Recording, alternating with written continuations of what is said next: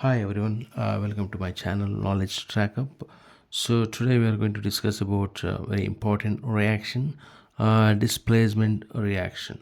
So displacement reaction is very much important. As you see here, there are element and compound which gives different products.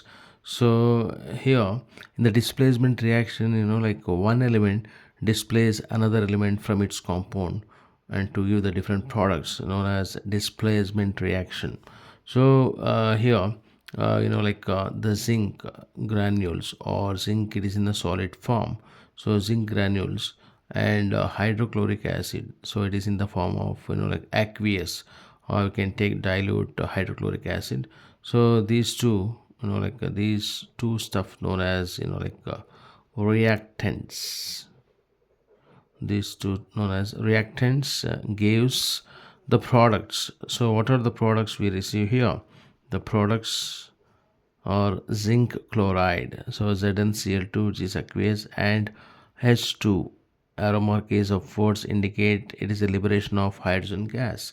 So now these two indicate the product. So reactant gives product, and moreover, this particular equation is unbalanced, right? So how do you say unbalanced?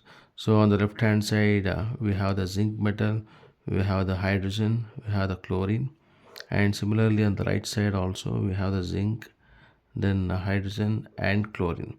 So now we count the number of atoms. So as per the like law of conservation of mass, we say like the number of atoms on the reactant side should be equal to number of reactants on the product side. Okay, so on either side it should be same. So zinc is one atom, then hydrogen is one, and chlorine is one. So now on the right hand side zinc is 1, then hydrogen is 2, and chlorine is also 2. So you have to balance this equation. So how do we balance this? So now we need to multiply on the left hand side, here 2 chlorine, right? So on the left hand side you multiply with 2 times 1, so it is 2 here. So that means you can't always we can add the numbers as coefficient, means in the beginning, right? So not at the bottom. So coefficient we say, so 1 times 2 is 2, because these two both the sides are same number. So if you write 2 here, so 2Cl, okay, 2Cl or Cl2 we say, and this is applicable for hydrogen also. So you have to multiply 2 for with hydrogen. So 1 time 2 is 2, so 2HCl, right? So Zn, zinc is 1, and here also 1. So here also 2, hydrogen here also 2, and chlorine is 2 here, and this is 2. So now it is completely balanced.